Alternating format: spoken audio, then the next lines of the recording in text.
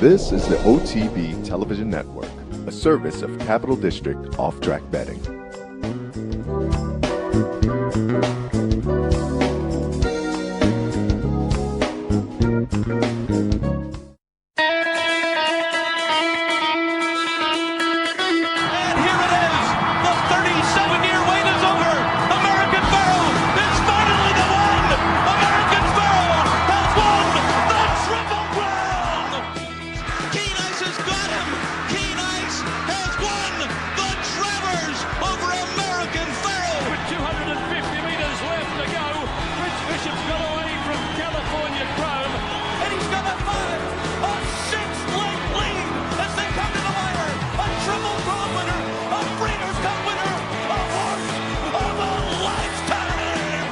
Broadcasting live from the Capital OTB studios, this is Racing Across America with Seth Merrow.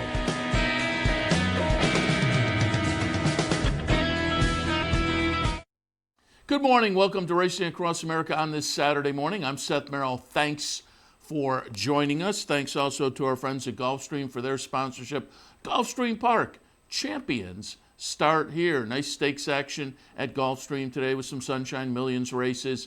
A couple of nice stakes in New York this afternoon, but obviously a very nice stakes card in New Orleans at Fairgrounds because the two 3-year-old races we'll highlight today, the Silver Bullet and the LeCompte. We'll talk a little bit about that this morning on the program. Before I get into that, let me hit the promos because today is a Fan Appreciation Day at Romano's, Saranac Lane's Easy Bet.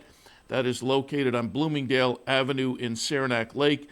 Today's event runs from 1 until 5. First 25 folks get a bet voucher, a giveaway item, and a racing program. There'll be food and beverage, a contest, all of that today. Saranac Lane's Easy Bet from 1 until 5. There's also a $100 knockout challenge, online knockout challenge today. Keep that in mind if you're playing this afternoon. Tomorrow, there's a 1% bonus on your Aqueduct wagers. There are some restrictions. Check out the website for more information there. Tomorrow, most importantly, we'd love to see you down here at the Clubhouse Racebook. I will have a $300 OTB live bankroll. Be playing during the afternoon for 20 patrons. You can get your chance to be on that bankroll team by showing up here at the Racebook tomorrow. Put your name in the hat from 11 until 2. We'll select the name at about 2 o'clock.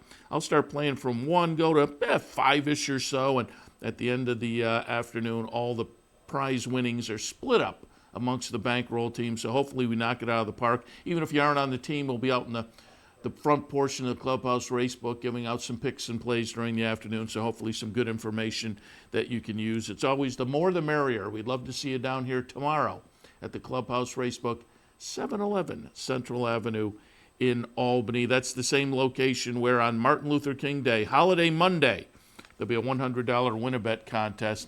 Again, with the Monday holiday, some of the bigger venues will be running on Monday, and we'll have that win-a-bet contest here at the Racebook, 711 Central Avenue in Albany. All right, today's program, a little bit later on, we'll be joined by Mike Curry. He writes for the America's Best Racing website. I don't know if I ever, we have folks from America's Best Racing on occasionally, but semi-regularly, I would say. Penelope Miller, Bob Ehalt, Mike Curry this morning. I don't know whether I point out often enough or at all, really, that America's Best Racing, essentially I would say the promotional arm of the Jockey Club. They use it to promote, obviously, the game, the sport of horse racing, and so America's Best Racing. Fun website, lots of great news and entertaining articles that you can find there, but it's, as I say, an arm of the Jockey Club, if folks aren't aware. But we'll be joined by Mike Curry a little bit later on. He writes for America's Best Racing, and we'll talk a little bit about some prominent names early on the Kentucky Derby Trail, some horses to think about on that 3-year-old scene. But we're going to start out because, as I said, 3-year-old scene down in New Orleans gets underway, boys and girls, this afternoon with the Silver Bullet and LeCompte, and some very, very nice other stakes races and some nice undercard races as well down at the fairgrounds. So we reached out to Joe Kristufek, the paddock commentator down at the fairgrounds, to get some ideas on some of that stakes action and one of the nice undercard allowance races as well. So Mike Curry a little bit later on. Up first, though, Joe Kristufek from the Fairgrounds. Welcome back to Racing Across America. Steps on the Derby and Oaks Trail down at Fairgrounds. And I'm talking Louisiana Derby, Louisiana Oaks, and then moving on to the Kentucky Derby, Kentucky Oaks. And who better to talk to than the guy who does the paddock commentary at both Fairgrounds and Churchill Downs, Joe Kristufek. Joe, good morning. Good morning. How's it going, Seth? Very good. And we have the LeCompte and the Silver Bulletin on the stakes card this afternoon. Some other stakes as well. Interesting undercard. We'll hit on all of that in a moment. But before we do that, I wanted to talk to you a little bit. Whenever we have you on, you, of course, oversee the Brilliant Racing Partnership, and I know that includes some folks up in our area, and I shot you a text towards the end of December. We're going to watch December 28th, nice little maiden race. Steely Danza, first-time starter from Brilliant Racing. I texted you, this was a pretty good-looking debut. The winner already had some experience. It's going to be the number 9 Digital, who is in that nice race on the undercard that we're going to talk about in a little bit on Saturday. So that's a pretty good-looking 2-year-old from Brett Calhoun. And Steely Danza in the career debut, the number 2 horse in here, runs a pretty good-looking second. Talk a little bit about how you felt after this career debut from Steely Danza. Well, our trainer, Steve Margolis, has the one with a first-time starter since Obama's second term. So we weren't expecting to win. We thought we were a workout short. We think he's a 2-turn horse, and he ran huge. And not only did he run second, he ran second at Digital, who those connections are very high on. I'm looking very forward to watching him run on Saturday on the undercard. I know we're going to talk a little bit about that race. So we were thrilled. Horse came out of the race great. We're probably going to sprint again next time before we stretch out. Steve likes to take his time with the progression and the learning moving forward. But the horse checks all the boxes, and he's smart, he's fast, he's big, he's good looking, and we're hoping for the best. And I'm always curious, again, we'll just continue a little owner talk since we have you on that side of the game right now. You picked the horse up at Ocala April last year, $62,000, so you're in the ballpark of keeping things kind of affordable. Worked a nice 21.2. This is a son of Danza, so the clever name Steely Danza by Unbridled Quest. But I'm curious, on your level, how do you approach a 2-year-old sale and kind of whittle down the catalog to horses that you think are going to be in your wheelhouse? I will say this. We have a very small order to fill because that's our own. And Brandon Staubel and Natalie Gills, who are the managing partners, nobody works harder than them. They clock all the breezes themselves. They analyze all the strides themselves. They do a ton of inspections. We try to figure out which horses are going to be potentially in our price range. Teaming up with J.S. Stables and Sam Aguiar, we're able to go halves on some of these horses. And with the next partnership coming up, we want to try to expand our horizons. I know the guys in New York will be happy to hear this. We definitely want to have a horse at Saratoga this summer. So if you've thought about getting into Brilliant Racing, but you're like, yeah, I don't know, I want to see my horses run. We're working with a trainer. We think we're going to bring a horse to Saratoga this summer and expand our horizons a little bit. So it's exciting. The next partnership's going to open up here in the next week or so. So visit the website, and if you got any interest, get in touch with us. We'd be glad to talk you through it. Nice. Brilliant Racing is the name, and check it out because obviously a horse like Steely Danza is going to be exciting for the partners currently and the future potentially bright as well. All right, Joe, let's shift to some of the stakes action on Saturday, and we'll take a look at a few of the stakes, and again, one of those undercard races as well. Let's start our look with the Louisiana. That's going to be race number 10 on Saturday. Grade 3 event, 8.5 furlongs the trip. Scheduled field of 8. I think it's interesting. Silver Dust is cross-entered. I wonder if that's just a kind of a clever cross-enter looking at the weather because he's cross-entered in the turf race and really doesn't have a turf record. So I just wonder if that was a clever look, as I say, at the weather, maybe if that turf race had come off. It looks more likely in here, and I think given that this horse has a good record over the main track at Fairgrounds. So Silver Dust is interesting. Blended Citizen comes in off a good second in the Tenacious last time. Captivating Moon. Tone Broke, I think, will be a little bit intriguing as well for Steve Asmussen. But speaking of Asmussen, I pulled up the replay from an allowance optional claimer at Fairgrounds on December 18th. Warriors Charge is going to be the winner, but number 3 Gunnet runs second. I just wanted people to see this because I thought third start off a layoff, Gunnet might be primed. I think that one's kind of interesting in the Louisiana. But what are your thoughts? I'm on the same page as you. And going back to what you said earlier, 6 of the 8 of these are cross-entered in the grass race, which is part of this $100,000 guaranteed all-stakes pick 4 final 4 races of the card, which culminates with the Lecomte. The weather forecast looks kind of iffy. It could go either way. I do know the Fairgrounds is going to make every effort with the way the sequence is and the pick 4 to keep the races on the grass, particularly race number 11, the Colonel E.R. Bradley. So I would guess, and I'm going to go into this with the assumption that the field of 8 is going to remain intact for this race of Louisiana, and I'm with you on Gunnet. I think if Warriors Chargers in this race, he would be the favorite. Gunnet ran second behind him, but third race of the form cycle, still trying to catch up on the mental side of the game, but I think he's slowly getting there. 9-2 in the morning line against the more accomplished rivals. I think maybe a Gunnet, Blended Citizen, Silver Dust. I think the winner will come from one of those 3. I think they have the tactical advantage in the race. Kukulkan, the Mexican horse who won at Gulfstream, going the 1.25 miles last out against Restricted Company. He's better than I thought he was as well. So it's an intriguing race, a lot of different ways you can go in the field of 8. Yeah, I think it's fun. We should also mention that kicks off an all-stakes pick 4.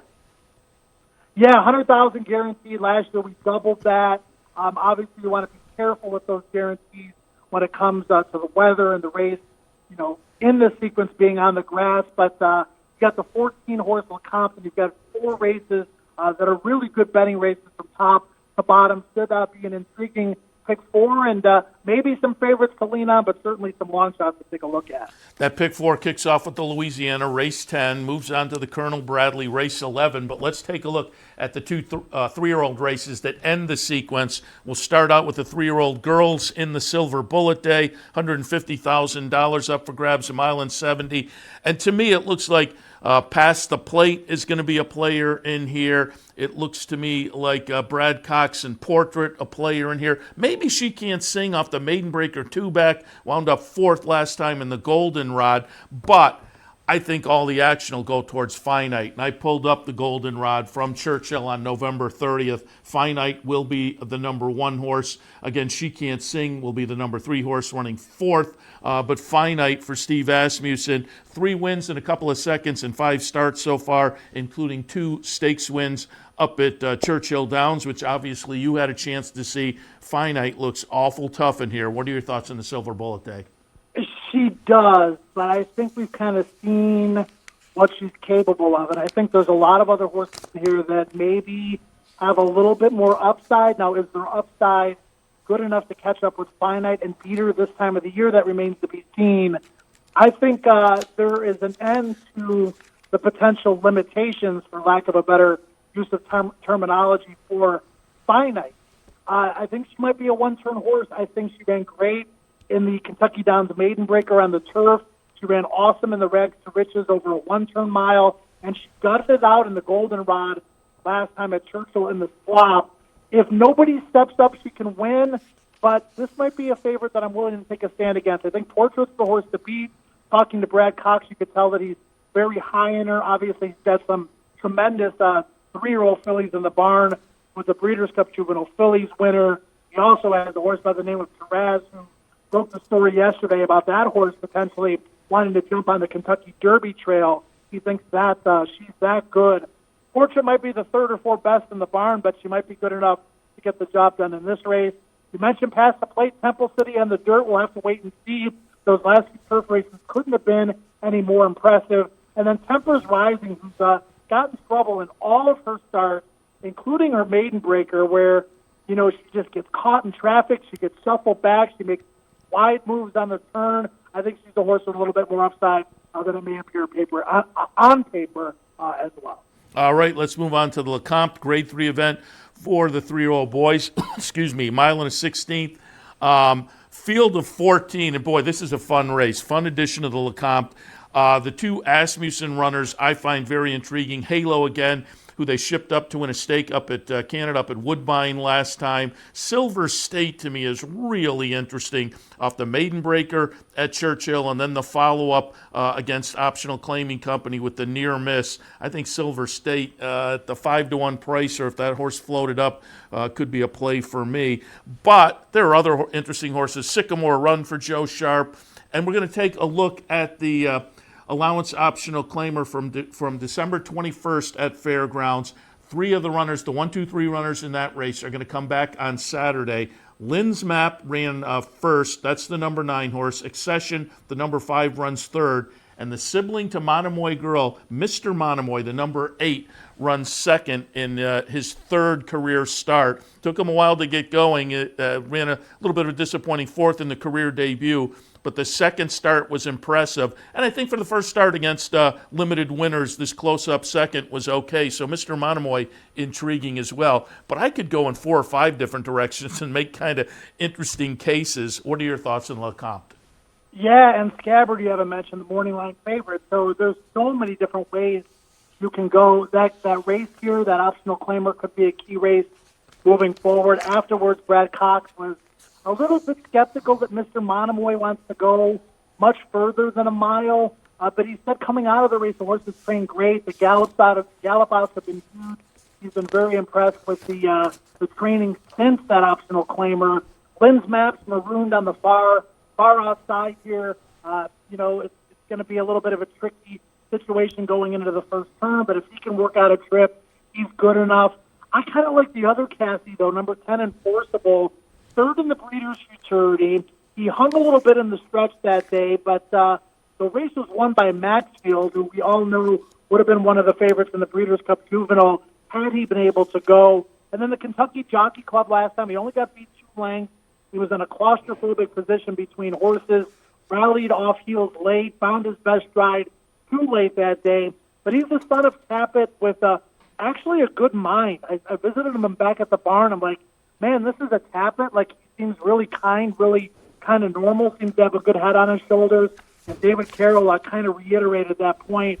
This time of year, Seth, it's about talent, but it's also about the mind and what you're capable of doing with limited experience. Silver State's a horse that's broken poorly in both of his starts. Not a habit that I like to see. Yeah.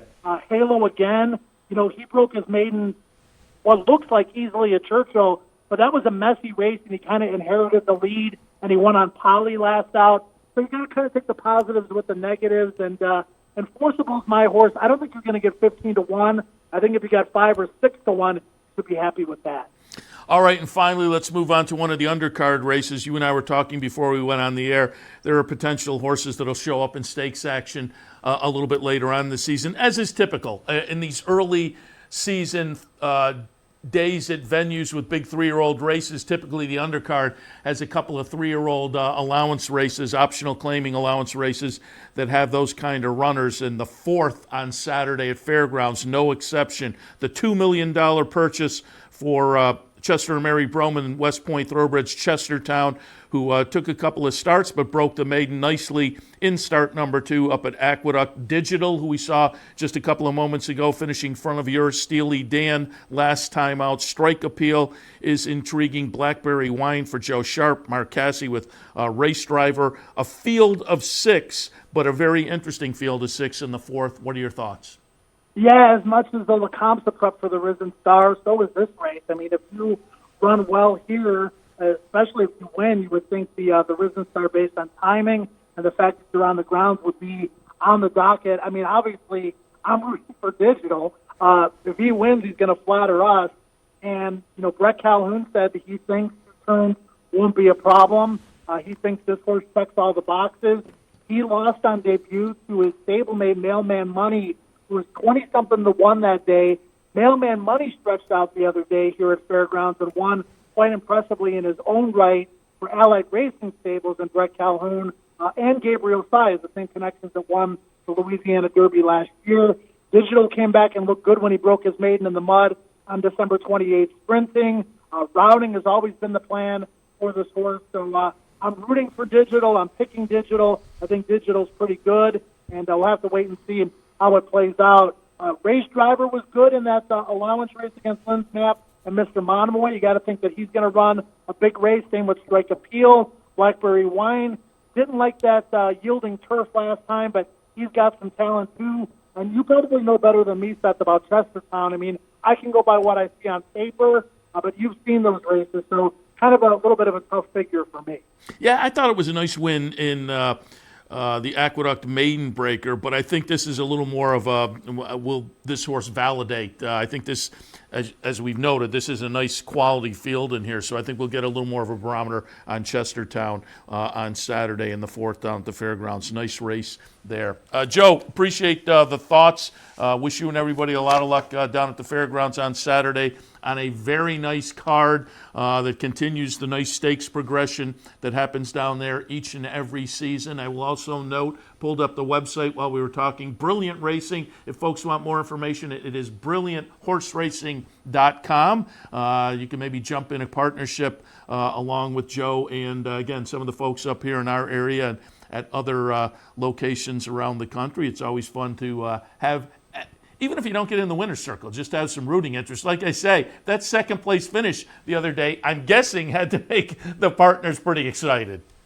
Yeah, we got an offer on the horse, not quite the offer that we would hope to be looking for. It was a legitimate offer, though, and that's what people, look for this time of year, is a 3-year-old with potential. So, we're training well. We got Template in. He's a nice little turf horse. We got him in on Sunday. Oh, nice. So we're looking forward to that. And, it's a lot of fun, and we pride ourselves on, communication and being interactive, and most importantly, people in our partnership that you can trust in the horse ownership game, which is by far the most important aspect of it. Again, brillianthorseracing.com for more information. Joe, as always, appreciate the visit, and have a great day on the Stakes Saturday at Fairgrounds.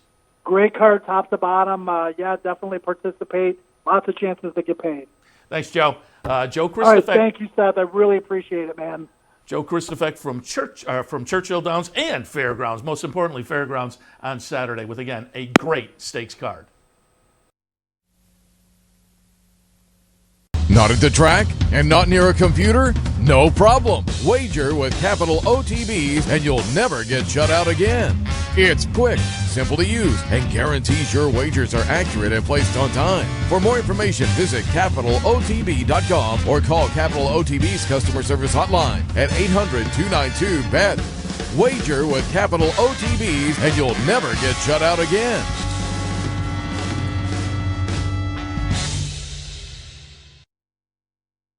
Welcome to Albany County, an incredible destination to live, work, and play, with easy connections to more than a dozen cities from our vibrant modern airport. It's a short trip downtown to a hive of culture and amusement, from world-class shows at the newly renovated Times Union Center to reliving the past at the New York State Museum. From outdoor recreation to shopping to nightlife, Albany County has something for everyone. We'll see you soon.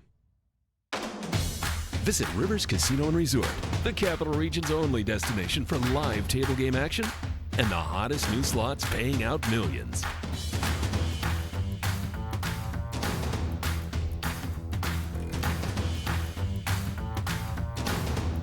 And they're off. Horse betting is now at Rivers Casino and Resort with Capital off-track betting terminals and live tellers located just off the gaming floor at Van Slicks. Get in on all the action at Rivers Casino and Resort.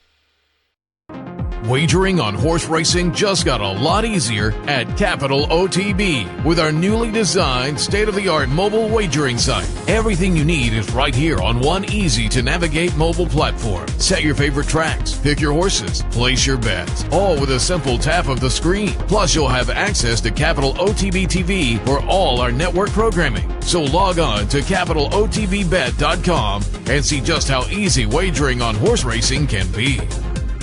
Happy to be joined now by Mike Kerr. You can find his work on the America's Best Racing website, and I invited him on because over the past month and a half or so, been touching on some of the stakes results for current 3-year-olds going back before January 1st. Obviously, we're looking at 2-year-old stakes races, but a couple of 3-year-old stakes races over the past couple of weeks have been written about on ABR by Mike, and I thought it was a perfect time to jump in and at least get some early thoughts on the Derby Trail. Mike, good morning.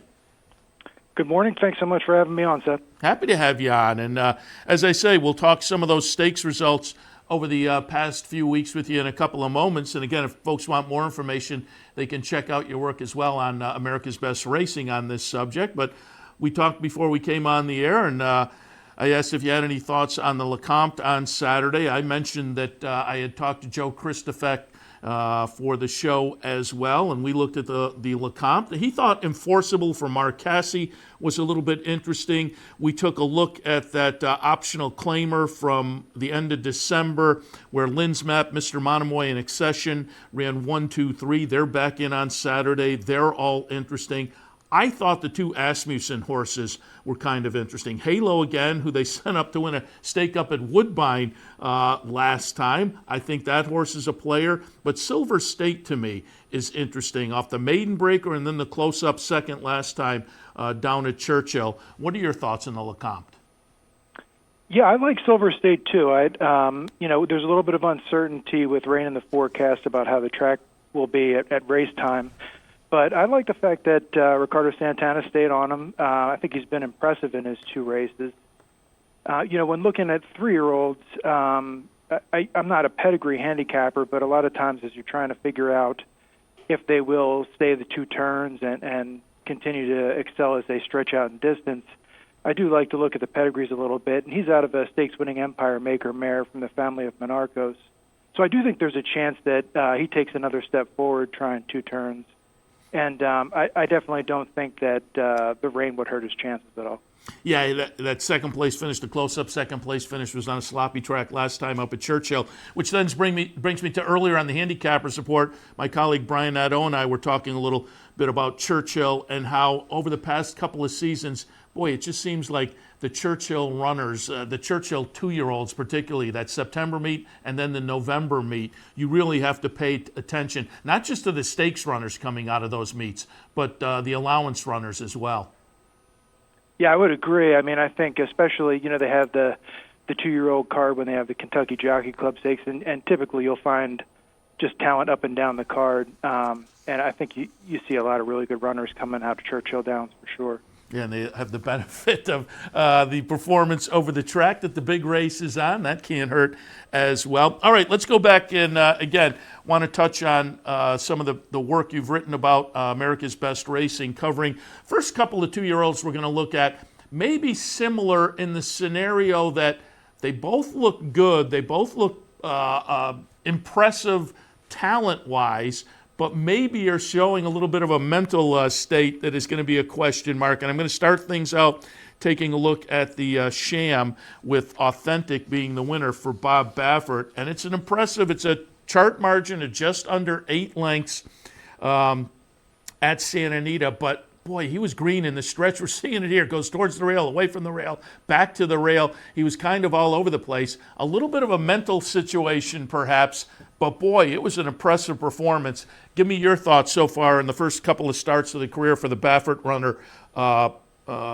Authentic. Yeah, I mean, that stretch run was erratic, to be kind. But I do think, as you mentioned, that he's just an immense talent. We always talk about, push-button horses when we're looking at these 3-year-olds. And I love the way he accelerated right on cue on the turn. And it just, he has that explosiveness that you like to see. And as far as the mental stuff, he definitely does have some maturing to do. But if anybody can get that straightened out, I would think it's probably Bob Baffert. He's pretty much a maestro at this point. He typically knows exactly when to put the blinkers on and to take them off. So, as I looked at him, I think I mentioned this in the profile, but I really like the 3-year-olds who take a significant step forward with added distance. To me, that just inspires confidence. And based on what I've seen from him, I think I probably like him more than most. And I definitely feel like he's got a big shot moving forward. And the pedigree, too, a little light on stamina. But, man, he looked loaded entering the stretch of the Sham. So I always prefer to err on the side of talent when it comes to evaluating the 3-year-old. Yeah, that race was a mile, had a little trouble at the start to boot, so that's nice. Yeah, on the mental side, it's nice if they can overcome some trouble and win like that, so that's a bonus. But again, that stretch run leaves a little bit of concern. I want to watch the next race, but you mentioned the breeding by Into Mischief. Boy, he's a sire I love. He's a sire I look at as producing win early types. But not just that. I mean, on the 3-year-old scene recently, Audible, Owendale last year, but also the nice sprinting Cafefe. To have Into Mischief in the pedigree is impressive to me as well. I agree. Yeah, I mean, I think we've seen over the last 2 years, really, that he's just stepped up as one of the most important sires that we have. And being a Baffert runner, it'd be interesting to see where they go. I mean, obviously, Southern California. It'd be interesting to see how the whole Southern California situation plays out for the 3-year-olds, because with the situation of weather maybe causing some cancellations out there, that would change training plans or whatnot. But Baffert over the years has shown that Oaklawn provides a nice outlet for him as well. So it'll be interesting to see where they choose to go with Authentic. Absolutely. I mean, I always respect the Baffert horses when they go to Oaklawn. I mean, another component is just that with the small fields in Southern California for the 3-year-old races, a lot of times it really is difficult to look at a dominant performance and determine whether, was it a product of, a fairly easy field this time, or was the horse just that good? With Authentic, I tend to think it was the latter. But sometimes you can get fooled, that you get those small fields and you just aren't 100% sure that he beat a real quality field in that race. Yeah, it's worth mentioning. Authentic went off as the favorite, but 6-5, so he didn't lay over the field in the minds of the betting public by a 3-5 margin, let's say. But Azul Coast came out of a win over at Los Al in the previous race. So Taishan also as 2-1. They were both 2-1, so they were horses that came into the race with a little bit of talent. So I think that field, he wins by almost 8 lengths. And as you say, I think it was legitimate because I think there was some talent in the field. It'll be sorted out as we move ahead, but I thought that was all right. Let's go back to January 1st, get some thoughts. You also wrote about the performance from Independence Hall in the Jerome. This was an interesting win. I said right after when I was doing the handicapping show that day, I thought it was a good performance. It was a good way to kick off the new year on the 3-year-old scene, and I thought it was a good start for Independence Hall. Now, that said, buyer number went back significantly because in the prior start, the Nashua had run a triple digit. I believe it was an 83 here in the Jerome. Top of the stretch, I was saying, man, is he going to pull away? And he eventually did. The chart margin winds up to be 4 lengths.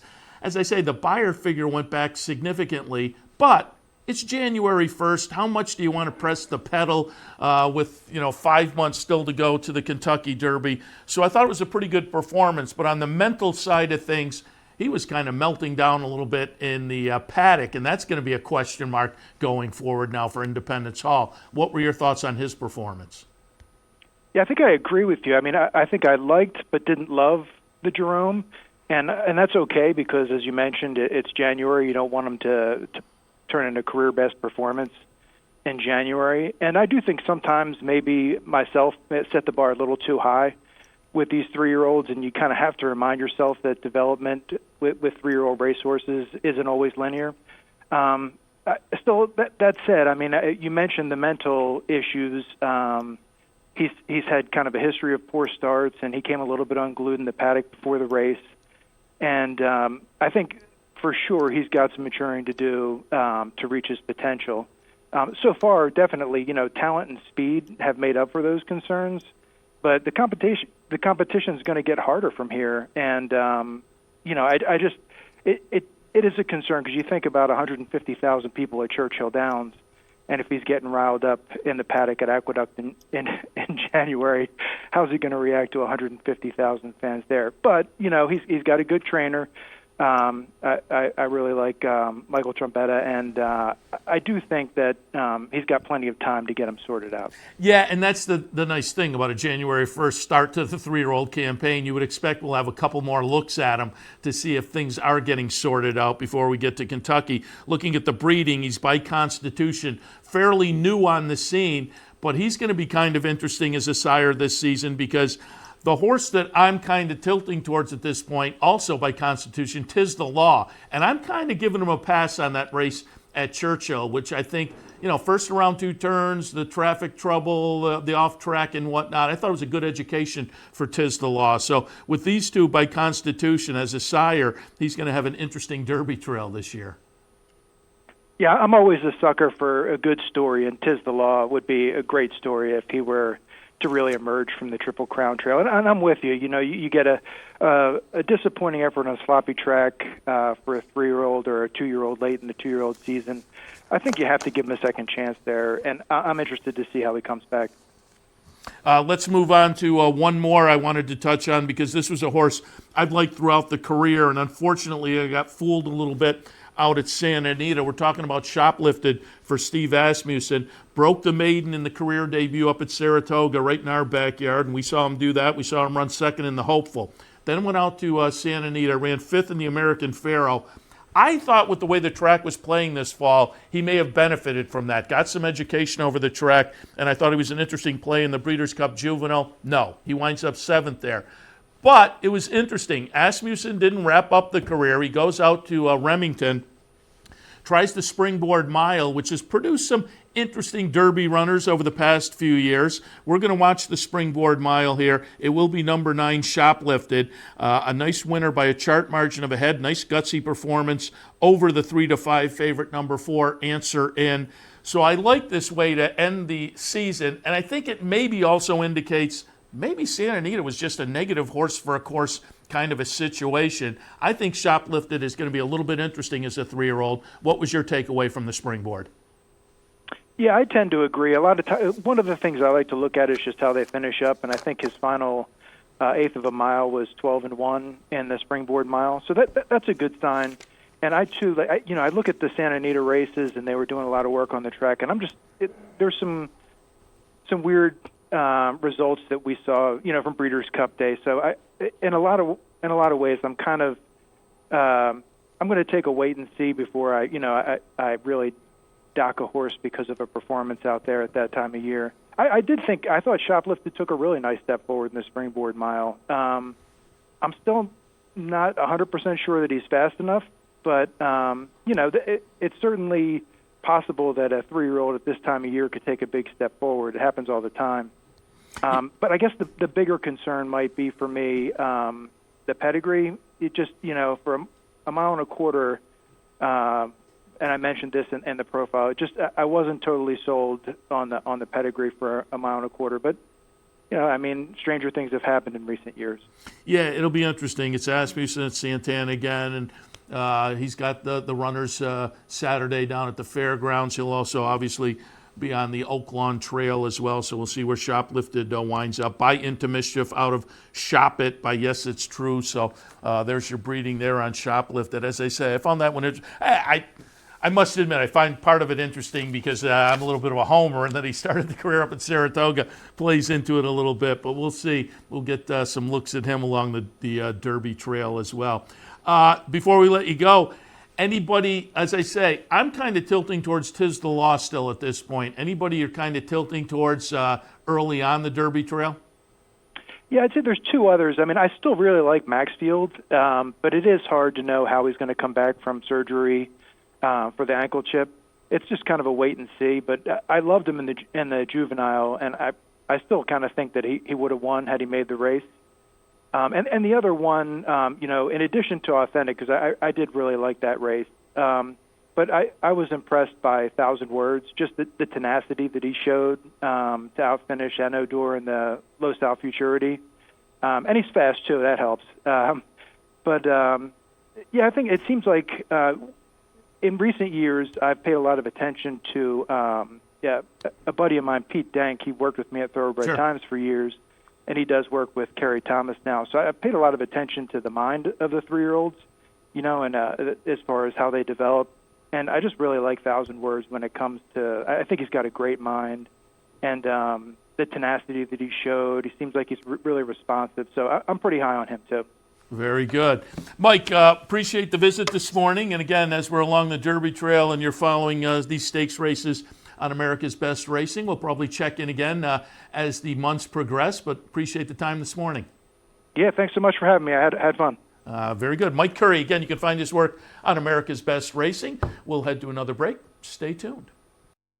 And thanks to Mike Curry for joining us a little bit earlier. Joe Kristufek from Churchill. It is Churchill, but also Fairgrounds. More importantly, on this Saturday with a good stakes card down there today. As they say, good stakes card at Fairgrounds. A couple of nice stakes, including the Toboggan up in New York, and a great stakes card also at Gulfstream with some Sunshine Millions races in there that I think will be a lot of fun. Starship Jubilee in the mix. And they start early today, 11:40, so we're going to have an abbreviated edition of Racing Across America. I'm going to wrap it up so we can get there. About to start the pregame at Gulfstream, so we can get into that. Just a reminder, though, Fan Appreciation Day today at Romano's, Saranac Lane's Easy Bet. That's Bloomingdale Ave in Saranac Lake. Between 1 and 5, you have the chance to stop over and enjoy all the Fan Appreciation Day activities, food and beverage contest. First 25 folks get a bet voucher and a giveaway item and a program. Should be a lot of fun. Saranac Lane's Easy Bet from 1 to 5 today. Today also there's a $100 online knockout challenge. Keep that in mind. Tomorrow a 1% bonus on your Aqueduct wagers. That's Sunday. 1% bonus. More importantly tomorrow, or as importantly perhaps, but importantly, $300 OTB Live bankroll. Should be a lot of fun. That happens tomorrow at the Clubhouse Racebook. Stop by between 11 and 2. Toss your name in the hat. At 2 o'clock, we select 20 folks to be on the bankroll team, split up all the winnings at the end of the day. I'll be out in the front half of the Racebook making picks and plays throughout the afternoon. Hopefully the bankroll knocks it out of the park. That all happens tomorrow. Clubhouse Racebook, 711 Central Avenue in Albany, the same location that we will have a $100 win-a-bet on Monday. Monday's a holiday, Martin Luther King Jr. Day. Some of the venues that don't normally run on Monday will be active this Monday on Martin Luther King Jr. Day. And we'll also have a contest here at the Clubhouse Racebook, 711 Central Avenue in Albany. All right, again, they're going to... they are actually just kicking off the pregame show, so we'll switch it over there. Gulfstream, their post time, first post today, Gulfstream is 11:40, so a little bit of an early post there. We will wrap it up for Racing Across America. I'll be back in an hour or so, give or take, for OTB Live on a Saturday afternoon. Speaking of Gulfstream, thanks to them for their sponsorship. Gulfstream Park, champions start here, and also starting here for Gulfstream, the Saturday afternoon pregame show. Take it away.